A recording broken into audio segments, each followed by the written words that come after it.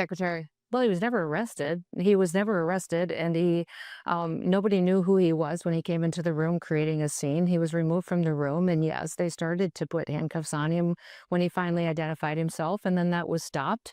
And we then I he they said he wants to talk to us. Sure, I'd love to sit down and visit. Okay.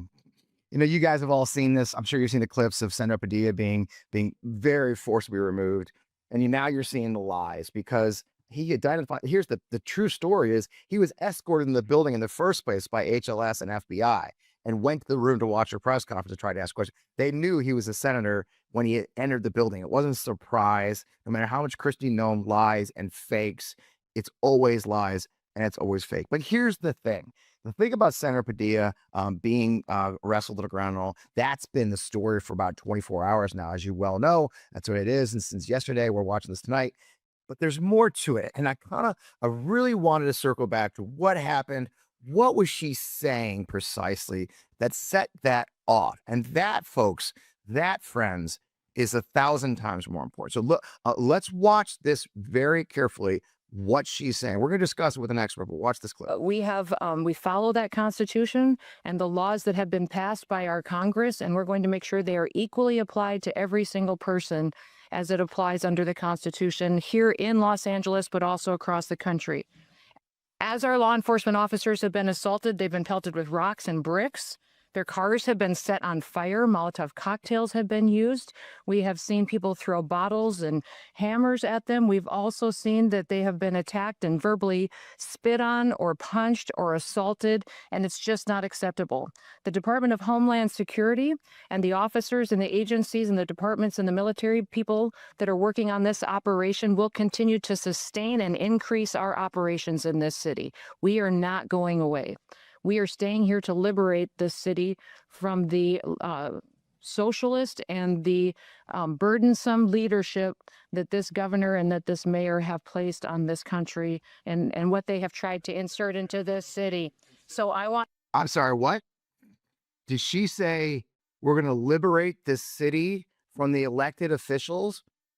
That's what she said. She said we're going to liberate this city from the communists and socialists and the burdensome. They are the elected leaders of Los Angeles and the state of California. And you just heard a federal official, the head of Homeland Security, say that they're coming in to liberate the city from its own elected officials. Look, you hear it from me all the time, folks. I don't know how much louder I got to scream at you. This is fucking fascism. Because it's fascism. The idea of federal officials coming in to liberate a city and the propaganda machines in high gears to tell you that the Los Angeles is burning. It's the end of the world. You saw the video, but did you notice the video they were playing as she talked was a peaceful lady with a sign that the cops roughed up, and it was cops. Now, as you guys know, if you're watching the internet and you're watching the news, obviously the entire city of LA is on fire. One of the largest in our country, the entire city is on fire. Let me show you. Look how much the entire city is on fire. That arrow pointing that tiny fucking red dot is downtown Los Angeles. That's where the protests are. That's it. The rest of that giant map is the city of Los Angeles. They're all going to the beach. They're going to the movies. They're having red carpets up in Hollywood. The city of Los Angeles is not on fucking fire. And the protests aren't widespread. And for those who are worrying, 700 Marines aren't going to take over that city. But that's not the point. The point is the propaganda. The point is the fear. The point is scaring you and me into submission. That's the point. And they're doing it. So we need to talk about that. Why do we need to talk about that? Well, tomorrow, Saturday, is the No Kings marches across the country. Here where I live in Missouri, Governor Kehoe, now this is you're gonna love this part. Here in Missouri, we had a massive tornado go through St. Louis downtown.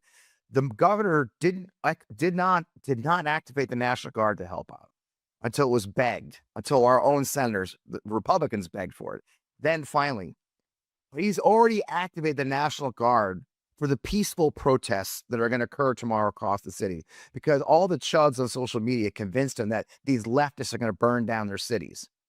That's the ramifications of this bullshit propaganda and the fears they're striking at people and their intent and hope to literally injure people. Ron DeSantis put out a statement that, of course, you're authorized to run over protesters that get in your way.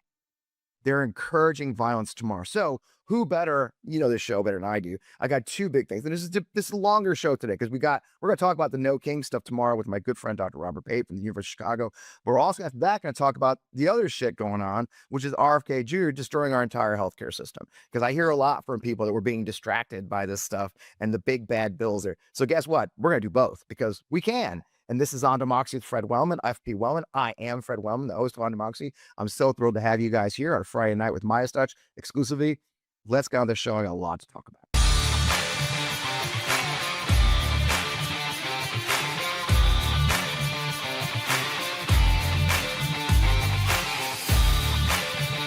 Welcome back. I am Fred Wellman. This is On Democracy with FP Wellman. You're right here. You're live.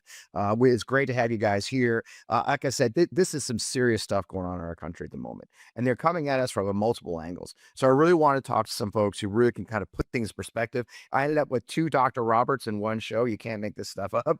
You know, now the first guest, Dr. Robert Pape. Bob Pape is a professor of political science at the University of Chicago, specializing in international security affairs, but more importantly, last 5 years, political violence in America. He was on my Substack, but he's in DC for the big parade, and it was perfect time to bring him on. Bob, welcome to On Democracy right here in the Midas Touch. It's good to see you again, my friend. Yep, thanks for having me again, Fred. So, you know, you and I were just talking the pre-show about that clip right there that a lot of people missed. She said some very crazy shit there, didn't she? Oh, absolutely. And this is the big picture.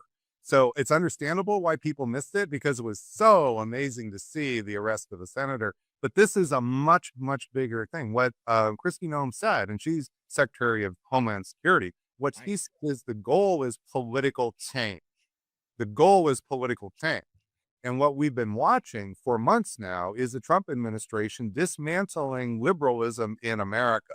They are dismantling liberalism with law firms. They're dismantling liberalism with respect to Ivy League universities.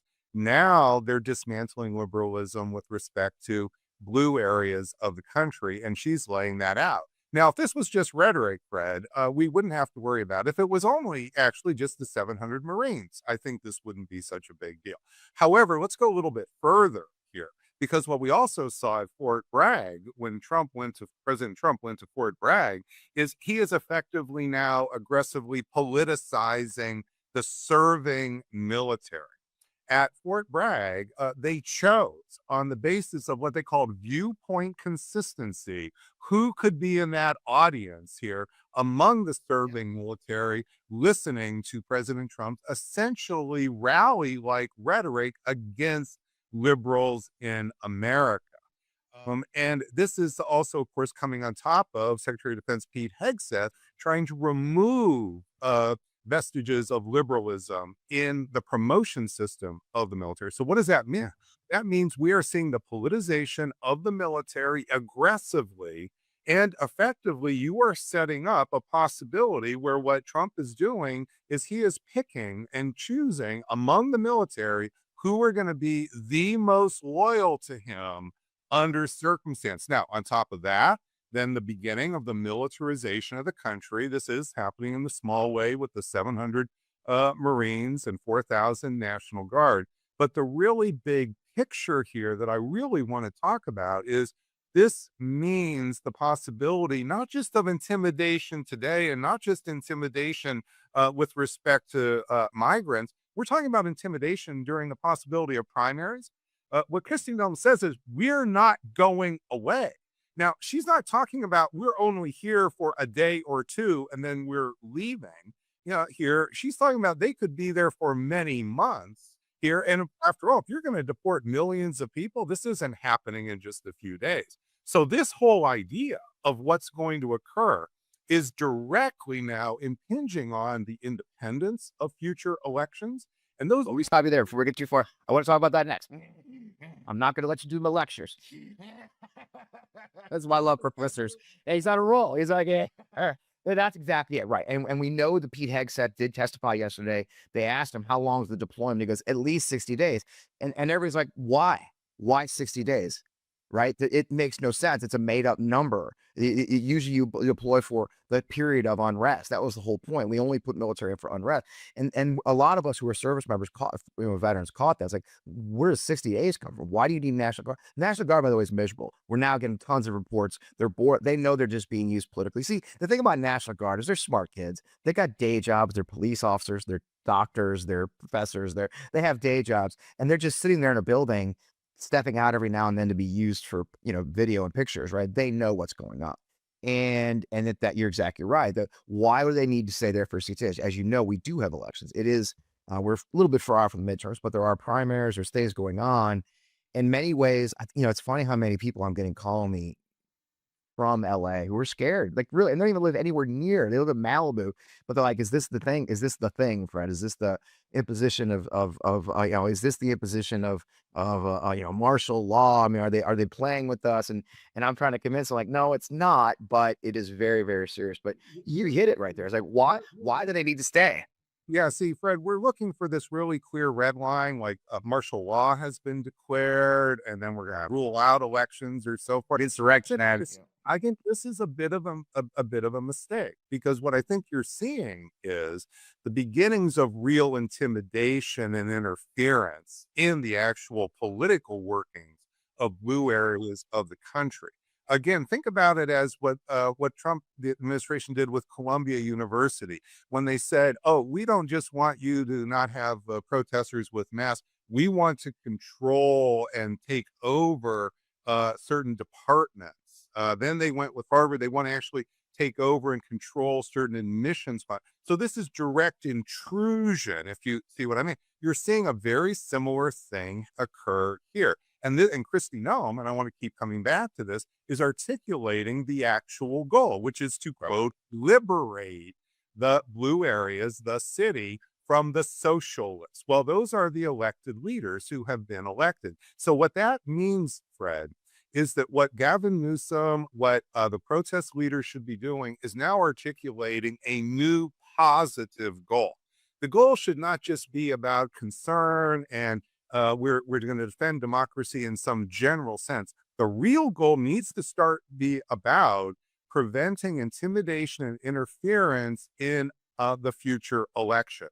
That whatever happens here, that there's, okay, maybe there's 30 days, maybe there's 60 days, but there's not 180 days. And the reason for that is because this will then necessarily intimidate and interfere with elections in blue areas. And this is something that we should be, and people should be articulating now. It's not like wait until that interference happens. It's no, we can already see essentially what Trump administration wants is a blank check to virtually permanently station however many troops they want, however large a number, arrest whoever they want under their own rules. And the problem here is this is directly going to start to impinge on campaigns. It's going to impinge on elections. And this has got to be discussed now. And the goal then of the protest movement here has to be to maintain free elections. So Let's talk about that. So, we have the No King. There have been, and that's been one of the, we just had the Unite for Veterans campaign, which which begged your advice. We did focus on three main issues. We had that rally in DC, and the movement now we're building: protect the VA, the healthcare, the benefits that veterans got, protect our veterans who are being fired from the government, and defend the Constitution. It seems like a lot of these movements, while they have sprung up and there are protests going, and they're going to be, 50, 51 and indivisible, other groups, so many of them now, they have, it is a little bit, do you feel like it's aimless, or are they not clearly defining goals well enough? I think they're not clearly defining what I would call the positive goal. The narrative goal is there's negative goals and positive goals. The negative goal is resist Trump. That's where the phrase no kings clearly signals that. But what does that really mean here, no kings? And because Trump, of course, will say he's not king, ... The issue here is what's the positive goal? And I'm saying the positive goal is no interference or maintain free elections. It's the positive goal of free elections. And that also means that it's important that Gavin Newsom and other leaders now of the free election movement needs to respect that, yes, Trump actually did win in November. Nobody's saying he did not win. And so that means that there must be some understanding that the country voted for some removal of migrants. That said, the country is not voting for the absence of free elections and intimidation and permanent presence or a garrison state. And I think that these need to be the things that we need to remove. So it's about maintaining free elections are the goal. And that's what a democracy ultimately means. So when Governor Newsom says our democracy is under threat, I think this is not just about general norms now. This is actually about intimidation in future elections, which doesn't just happen on the day of a primary. Right. There are going to be campaigns here. There are going to be political campaigns. These are, in many ways, already started. And so it's very important to see that the goal, that what's at risk is the freedom of elections, meaning elections without intimidation and interference. And what the goal should be is about free elections going forward, which also means free campaign seasons going forward. Yeah. Articulating these positive goals is just crucial. So we're organized, the people are organized and focal point around what it means to be a democracy, not just this vague idea. Yeah, I agree. And there is an influence portion to this too. I think we're ignoring in this conversation is the influence portion of them repeatedly saying I got the opportunity to interview Gavin Newsom. It was cool on Tuesday or Wednesday. And in that conversation, we talked quite a bit about the intimidation fact, that the fact that the military is there, it is causing more violence because there are bad people doing, they're arresting people who are doing violence. I've seen it myself when I've gone to protests. There's those anarchist types who show up and they're all black. They're professional troublemakers and they need to be arrested. Those are the ones throwing bricks, but thousands of people are marching peacefully. But the right especially gotten very good at manipulating those smaller acts of violence, the anarchists, the shitheads, the jackoffs that need to be arrested, and lumping everybody together and showing that violence is larger. To me, I also see an influence operation of showing this propaganda, having the military there to create more violence and saying, like you said, over again, this is Newsom's fault. This is Bass's fault. So they're influencing public perspective as well, very directly with this oddly well televised things. I don't know if you saw it, Bob, and you'll appreciate it. There was a scene. There's a pretty funny scene of obviously some ICE guys show up at a business and they're standing there facing off with the employees and they're saying, "We're here for a war," and they all got masks on. And one of the employees is like, "Yeah, well, here I have zero fucks about you." And everybody laughs because it's funny. But what nobody knows is standing next to the ICE agent is a photographer with a vest, and he's taking pictures of the people who are filming the ICE agents and opposing the ICE agents. They're taking high resolution, zoomed in photos. The sign, we're here for free elections. Right. We're here to maintain free and fair elections. And what's occurring now is putting those free and fair elections at risk. And you're quite also right that, Fred, that and Gavin Newsom is saying that he wants to arrest and we should arrest people who are that very to the left who are actually opposing violence. And the reason is because this creates the windows where then there can be still more abuse and aggression by the other side. And I think that we need to be mindful that this could escalate. That is the violence on the left here, not because it's happening or in an organized way, but it's happening by spontaneous groups who could decide they want to do this for themselves here, as we saw with the Weather Underground in the 60s. And this is going to be, if we actually see the left having anything that looks like lethal violence here, bombs and so forth, this is going to create an even bigger problem. It's not going to be it's sometimes called the propaganda of the deed. And you were talking about that. I think we were talking about, we had a little break there. Is the two sides of the messaging. That this is a messaging fight as much as anything else. And you've got very clear ideas of those messages, don't you? That's exactly right. So the two sides of the messages are that number one, it's about free elections, and free elections mean no intimidation, no interference, no military interference. And then also it's no political violence. And that means that even if it happens from people on their own side here, that has to be an aggressive red line. And the reason is because we're now moving to a mass mobilization period where we can expect large mobilization of the country. And so you're unfortunately going to have lone wolves, people or individuals here, maybe even tiny groups, and they can get all the attention and they can create a world in which the positive message is completely swamped. And you can really count on the fact that the Trump movement, the Trump administration, they're not going to miss any opportunity here to trap the left as they go forward.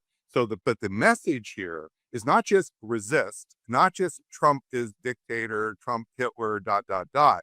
This is a different message. I'm saying the message is free elections, which means no intimidation, which means no interference. And that's something that then Gavin Newsom has the possibility of really carrying that particular message to millions and millions of people. Well, I've been hammering, you got to squash the violence. Violence is unacceptable on either side, especially they're hungry for it. Tomorrow's protest, don't fall for it. Don't fall for the intimidation. Don't give them the opportunity. They want it. They want video of it. They're so, yeah, I joke about it, so horny for violence. It's what they want. And the last thing we should do who oppose the Trump administration is feed them that opportunity. Last thing I gotta let you go.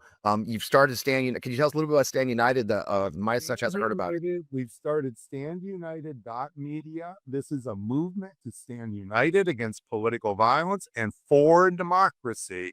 And you're hearing in this program the core message: come and support us so we can stand united for democracy. I love it. There you have it. So check it out, folks. Standunited.media. Dr. Pape, always a pleasure hanging out with you, sir. We'll have to get you back on. Good luck tomorrow. I know you're in DC for the parade and the protests. I'm sure we were joking in our emails. You're doing field research from Chicago. So good luck tomorrow. Stay safe. And by the way, happy Army birthday. I love the Army, so it's hard. I've got this whole kind of like dichotomy going on. It's like, well, I love my Army, but they're being used. It's crazy. Well, thank you. Thanks, Bob. It's good seeing you again. I'll talk to you again soon. You're great. I appreciate you, brother. Thank you. Great conversation as always, Dr. Pape. And I've got more to talk about. So let's transition over after this sponsor break, and we'll be right back. Have you ever searched your name in Google or your address, put it in there? No, I do. And it's shocking what you'll find, how many results have your personal information. It's not by chance. Data brokers, people search sites, collect your personal information. They want your name, your address, your phone number, your financial information, your income, hundreds of other records, your address, where you live. They sell it and they share it publicly without your consent. I know this personally. Maybe you make somebody mad on the internet and they look up your house. It's that easy and it's that scary. But Incogni is here to put an end to that. It hunts down these unethical sites and gets your info removed from places that expose your private information. You don't have to email anyone, fill out forms, jump through a bunch of hoops, just constantly work it in fear. A lot of times they handle the entire process for you. Now, Incogni continuously monitors your data is put back on these databases as well, requesting repeated removals. This way, it keeps that information out there forever because it sneaks back on, folks. You can't just do it one time. So this way, you'll get a lot less spam calls, spam emails, more peace of mind, and you won't worry about your family's safety or all the crazy things we're dealing with in this unusual time for our lives.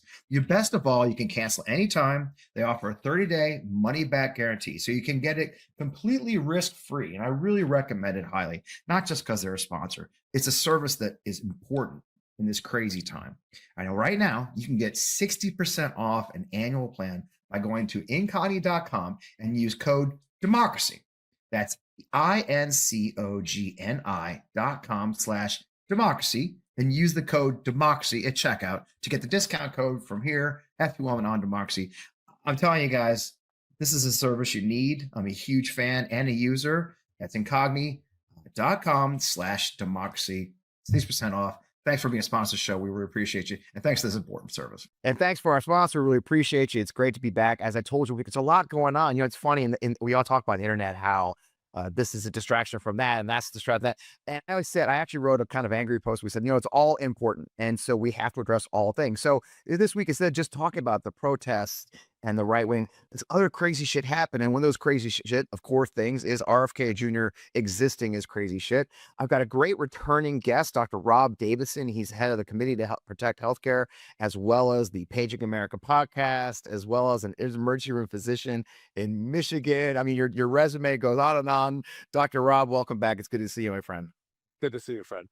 Crazy week. I think you were on in April when we were first talking about RFK Jr.'s ideas, but it really feels like this week things really escalated with him firing the CDC. And I wanted to start off, and we were talking the pre-show. We should watch this video together. So this is RFK Jr. on Fox News this week, and I'll try to keep notes, and you keep notes of all the crazy shit he says in a minute and 15 seconds.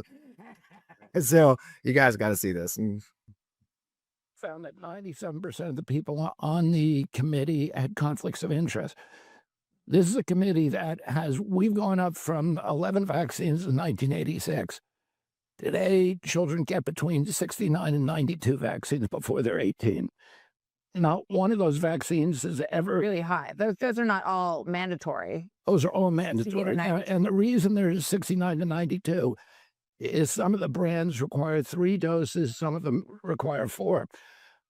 But none of them have been safety tested, except for the COVID vaccine. The only vaccine on this schedule that has gone through placebo-controlled trials prior to licensure was the COVID vaccine. So nobody has any idea what the risk profiles are on these products. And we don't know whether they have anything to do with the epidemic of chronic disease. Almost all the chronic disease, these are products that are designed to deregulate your immune system, to change your immune system for life. And we are now having an epidemic of immune dysregulation in our country, and we don't have an idea, but we have to investigate to see whether that has anything to do with it. It's one of the. So they're going to meet on the new panel is going to meet on June 20th. I mean, Too many things. That was a minute and 15 seconds, Rob. He can back it in. Like, he's got talent, right? He's got talent. Holy He's got shit. talent. I mean, Short amount of time. holy shit, brother. Okay, so I don't know. We'll get the CDC panel. Okay, are there 96 vaccines being shot into our kid? I mean, it's just 92. I mean, No, I mean, if you have a 3-dose series, or 4-dose series of like diphtheria, tetanus, pertussis, that if he's counting each of those, but that's one vaccine, right? It's trying to induce an immune response. The reason we have more since 1986 is because we now can prevent more things. We can prevent horrible meningitis that used to affect college students living together and military recruits living living together. We can prevent cervical cancer. Most cases of cervical cancer can now be prevented with HPV vaccine. When I first started in practice, and as a med student in the mid-90s, resident in the late 90s, I remember putting needles in little babies' backs very frequently when they'd have a fever because we had, pneumococcus meningitis, horrible, devastating disease affecting very, very young children.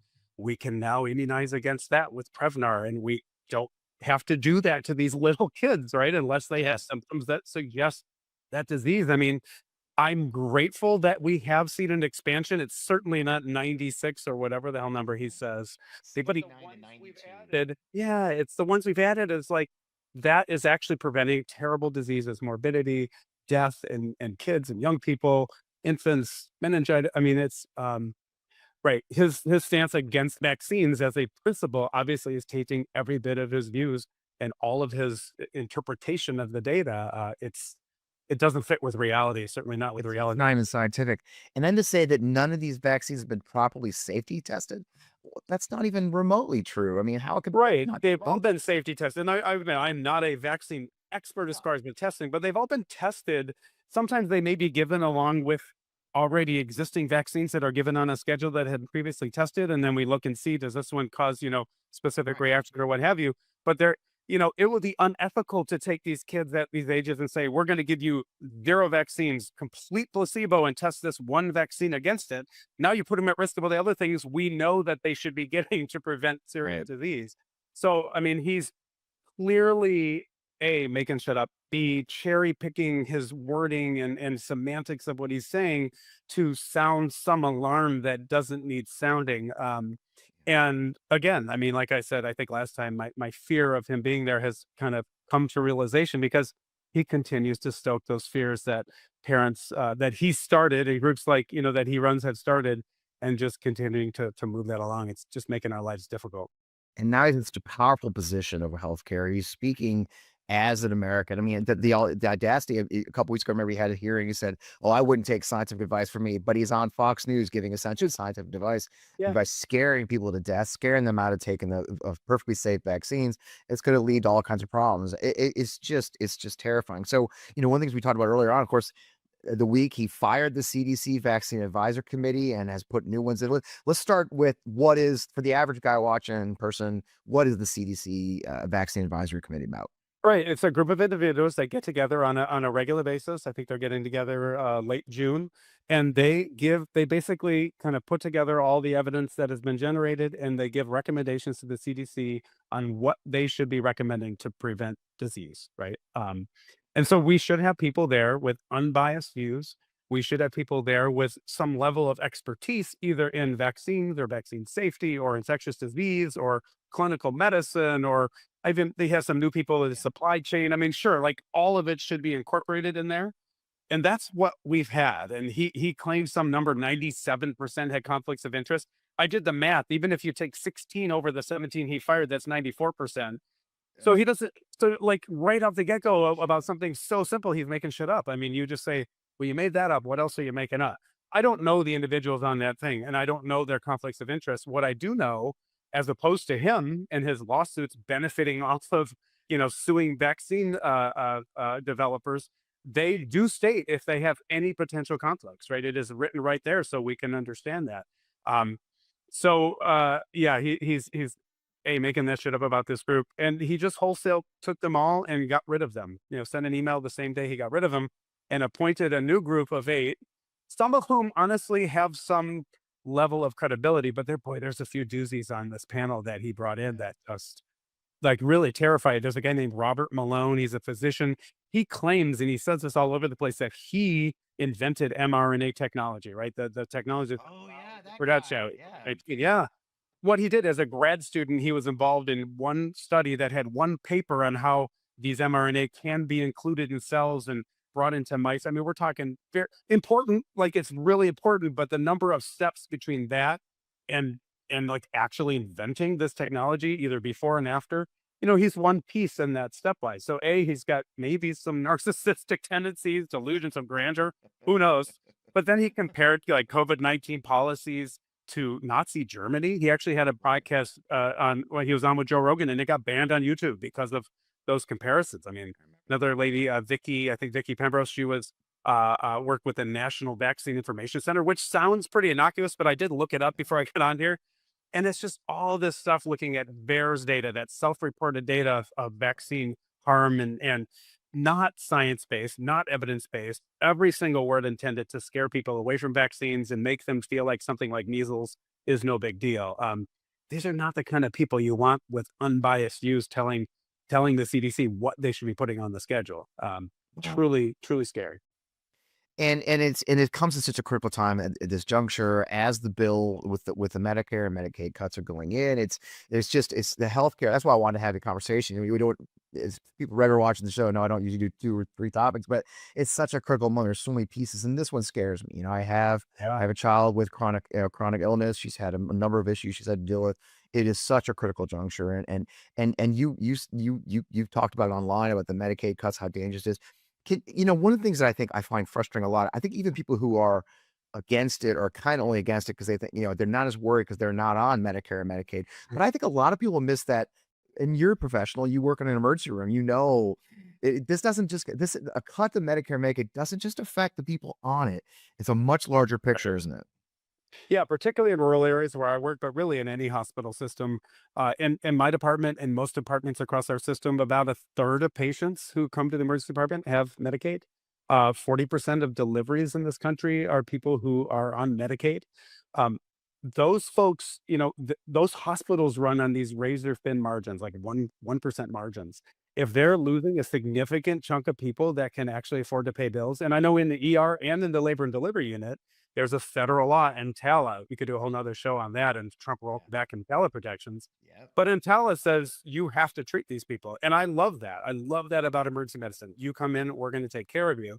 But if you lose Medicaid and you still have to go in for your emergency, guess what? Those are folks who just can't pay their bills. I mean, you can do GoFundMe's, which people do, but largely those bills go about 95% unpaid because they just can't do it. People just choose bankruptcy.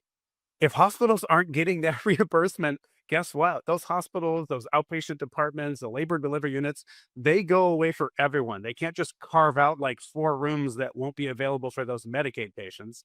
They say we can't exist. So people on ACA insurance, workplace insurance, Medicare, all those folks, they lose that resource in their community. And people have to understand, if you just want to be selfish about it and Medicaid doesn't touch your life directly, although it probably touches the lives of someone you care about. Yeah. If it's just about you, this is going to affect you too. You should be looking out, at least for yourself. And I read an article said something like 90% of memory care rooms are supported by Medicare and Medicaid. I mean, these are just small changes. And we talked about a while ago how in some states, if you can't pay your family members memory care or nursing home, you're legally responsible. Even if you're estranged from your parent, you're going to pay that bill. I mean, this is far-reaching consequences, well beyond the supposed a few 100,000 they're going to cut. I mean, it's a very dangerous time. You're right. And then you see it every day in the emergency room. We do have a healthcare system that is truly on the brink at all times. So like you said, these hospitals are I mean, we've lost at least a half a dozen rural hospitals here in Missouri. I'm sure Michigan faces the same kind of things, doesn't it? Yeah, Michigan, I know Wisconsin, the state across the lake, and they are kind of the only of the sort of Democratic governor states that didn't expand Medicaid. They have a Speaker of the House, Robin Voss, who has steadfastly stood against that.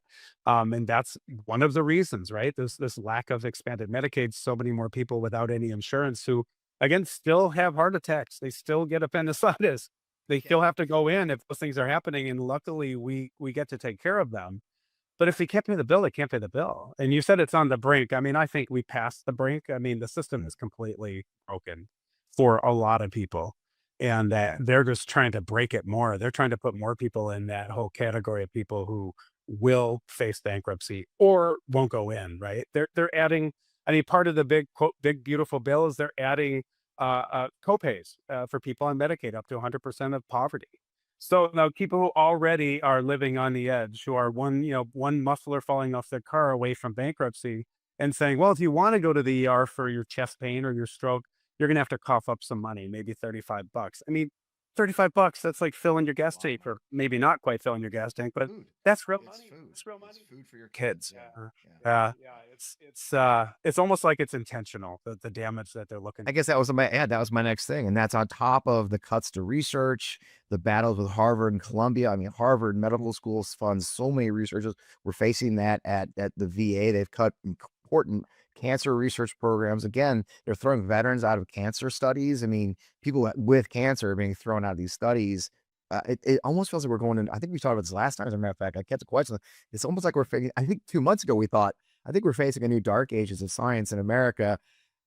It's getting darker. I mean, I hate to say that. I try to be an optimistic guy, but it's hard to be fucking optimistic when this is an attack on science, isn't it? It is. Now, you mentioned the Committee to Protect Healthcare. That's the organization that I run, and we've got like almost 40,000 docs who have taken action with us, advocates. And I will tell you, that's a percentage of people out there, doctors working actually in exam rooms, in hospitals. Like, we are all still, the vast majority of us are still dedicated to treating patients with evidence-based medicine. We're still going to keep doing our best to do that. But again, it's like what is it? They're trying to tell us they're trying to fix the system, right? By making it more efficient or making it, Right.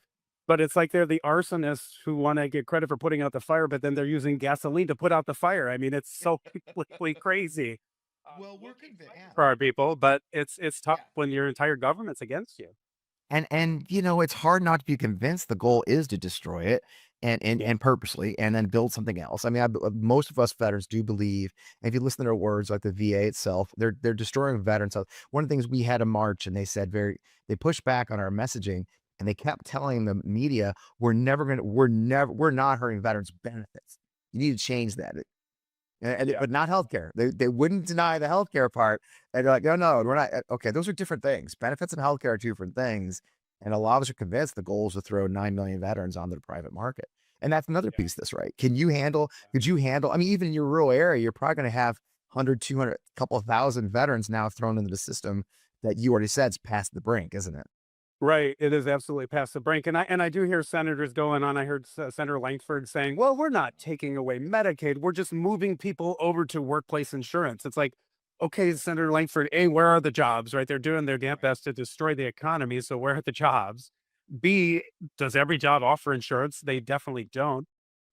C, or third, even when you have insurance through a job, I know of someone who works with my wife as a medical assistant, making $20 an hour, broke their foot and had to get a job, has insurance, right, from a healthcare system, quote, good insurance, had to get a job waiting tables on weekends to pay for surgery when they broke their foot because of the deductibles and copays. Like, even if those people get a job and they have a $2,000 deductible or a $500 ER copay, like, that's not real insurance for these folks. Wow. So these are just out of touch individuals kind of looking to, and again, it all goes back to they're trying to pass a tax cut for billionaires and huge corporations, and they're doing it on the back support people. And we just got to keep talking about it and making sure everyone knows about it, because too many people don't know this is what they're doing. And that's our job. And you're doing it. I appreciate it. Yeah. That's why you're here too. So tell us more about the Committee to Protect and where can people find you? Yeah, the Committee to Protect Healthcare, committee2protect.org. If you're a physician, you want to join us. We're basically an organization elevating the voices of docs in service to our patients, advocating for pro-patient policies, and then also holding accountable those elected officials who are doing damage to our communities and our patients, making sure people understand things like voting for the big, quote, big, beautiful bill, how that's going to hurt people and what they need to do about it. So come next year, election year, we'll be out there in our political and legal capacity, making sure people understand. Yeah, like, you can't get afraid to mix it up. I always hear, especially like after shootings, well, it's not the time for politics. Bullshit. It is exactly the time. Oh, Yeah, yeah, and this is, to go there. it's funny how often I've mentioned, I think I've enjoyed talking because we're in a similar field in the veterans world. Oh, we don't want to get political. No, we really do need to get political. We need, because that's where shit gets done. It's gonna screw it. And the politics has been in affecting our lives, so we got to affect their lives, right? So yeah, to affect their ability to stay in office. And if these guys are gonna vote against it, guys like Mike Lawler in the Hudson Valley, Yeah. John James, he might be running for governor, Tom Barrett here in Michigan, mid-Michigan, those folks have to hear from their constituents and understand there's going to be hell to pay next November. They're not going to go back to Congress if they do this. I love it. Well, Rob, thanks for coming on the show. I really appreciate it. Always a pleasure seeing you. You're getting me my regular doc now, whether you like it or not. So yeah, but All right, we'll see you again soon. Thank you so much. Good luck. And oh, by the way, I forgot. Don't want to forget the new podcast, Paging America. Tell everybody about that. I always love to plug every shows. Paging America, me and my chief of staff, Miles Baker. He's a political guy with a background in the labor movement. I've been a doc for 27 years now, getting more involved in advocacy. And we talk about the intersection of healthcare and politics and how we can help build power for our patients and for pro-patient policy. So yeah, Paging America on all the audio platforms on YouTube. Love it if people want to check it out. Get on there, Midas Monday. Go check out Paging America. We always like to plug our else. Rob, thanks again for joining me. We'll see you again soon, sir. Thanks, Fred. Always a great conversations with Rob. He's smart as hell. And check out Committee Pick. Of course, check out his new podcast. I want to hit on all those issues this week. I hope you enjoyed it. It's important to talk about not just with the protests, not just the authoritarianism, but also the hidden stuff. People like RFK Jr. completely undermining the entire system of America. And we have to fight back. I wanted to plug Too Late to Cancel. Too Late to Cancel is our Sunday show on the On Democracy channels, on my Substack channel, fpwellman.substack.com. Everywhere live. It's a live show. This week, we've got some great guests. The panel is almost always comedians, and we laugh and we have a good time because, as serious as this show is, as serious as these issues where we just had, I also want to try and take a minute to have a laugh about some of it and learn something, but learn in a way that isn't as serious. So I would love for you guys to join us. It's an hour-long show every Sunday morning live. It'll be your favorite Sunday show from now on. That is 11 a.m. Eastern, 8 a.m. Pacific time, live on the On Democracy YouTube channels and all my social networks. You can just follow me on social networks where you want, or you can subscribe to our Substack. But it's a great show. We love to have more people join. We have an incredible regular community growing around it, and that's Too Late to Cancel on the On My channels every Sunday. I'd love to see you there. In the meantime, there's a lot going on. The Army birthday parade tomorrow. We're all praying for thunderstorms. They may have to cancel the parade for Trump. As much as I love my Army, I love my soldiers more. And folks, I'm going to tell you a secret. There's 6,000 soldiers in Washington, D.C. to march in a parade. I'm going to tell you something what they're thinking. They hate it. They hate it. There's a soldier born ever in the 250 years of the American experiment who loves walking in a parade. If it exists, I'll eat my shirt. I could be wrong, but I've never met one that wants to walk in a parade because they don't get to look at the cheering, adoring crowd. They have to look at the guy in front of them and march straight and try not to fall down. And it's a long damn day. So there's a lot of soldiers right now in Washington, D.C. praying for thunderstorms as much as we are. So you never know. In the meantime, be safe out there. One of the things we said for our Unite for Veterans rally last week that was just amazing is, and thanks for joining us last week talking about it, is peaceful and patriotic. We want you to go out there and be peaceful and patriotic. We can protest, we can use our voices, but violence plays into their hands. Okay? Those who are committing violence in LA, and they're anarchists. There's just the usual shitheads who like breaking things. They should go to jail. Okay? They should.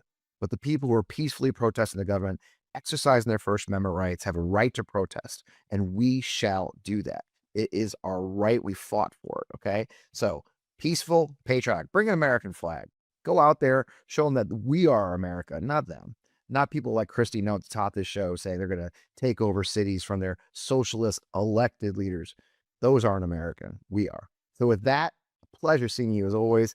Always a good time to hang out with you guys. Thanks for joining the show. We'll see you again next week, right here on the Midas Touch Network and on the FP Wellman Substack.